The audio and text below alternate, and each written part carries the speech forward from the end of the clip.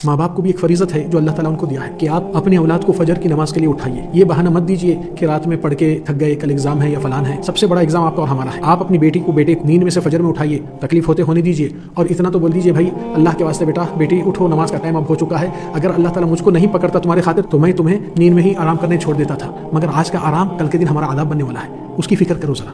क्यों? क्योंकि अल्लाह ताला के नबी सल्लल्लाहु अलैहि वसल्लम फरमाए कुल्लुकुम राइन व कुल्लुकुम मसऊलुन अन रअयतिही, तुम सबके सब जिम्मेदार है और जिस जिम्मेदारी दी गई उसके बारे में तुमसे हिसाब किताब लिया जाएगा, पूछताछ होने वाली है।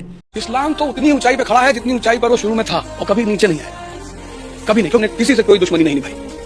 ये बहुत गलत आरोप। हाँ, मिस्र का अम्बेसडर हजरत उमर से मिलने आया, खलीफा जमीन पे सो रहे हैं, पत्थर की तकिया बना के। अरे उसने मिस्र की तलवार ले आकर उनके कदमों बोले, ये भैया खलीफा, इतनी ईमानदारी। यहाँ देश में गांव का प्रधान 4 फॉर्च्यूनर से चल रहा है, वो खलीफा से कपड़े फटे हैं, उसके ईद में अब खरीदने के लिए अपने बच्चों के लिए कपड़ा खरीदने के लिए पैसा नहीं। वो जाके अपने खजांची से खलीफा कहता है यार कुछ पैसा उधार दे दो तो मैं अपने बच्चों के लिए ईद में कपड़ा खरीदूं। तो खजांची कहता है किसी गारंटी दो कि तुम पैसा वापस करने के लिए जिंदा रहोगे। तो कहा यार मौत की कोई गारंटी नहीं, तो नहीं दी। ये है इस्लाम। बोलने वाला वो एक ही है।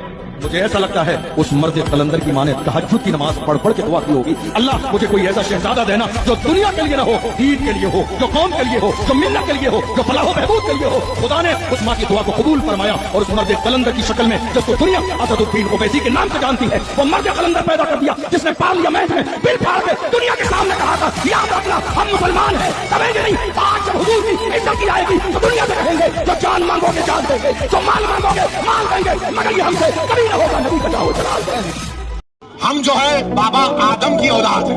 सुने फटनवीस, हम बाबा आदम की औलाद है। और बाबा आदम जब दुनिया में पहला कदम रखे तो हिंद में रखे, तो जब अब्बा यहाँ पे कदम रखे तो ये अब्बा की जमीन हो गई, ये अब्बा की जमीन है।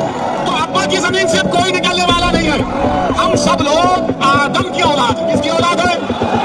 बाबा आदम हमारे अब्बा, डैडी, पप्पा, अब्बू, बॉस, ये समझना है। मगर इनकी औलाद उनकी औलाद, अरे तुम क्या औलाद की एक्सपर्ट हो क्या? तोबा ऐसा नहीं होना।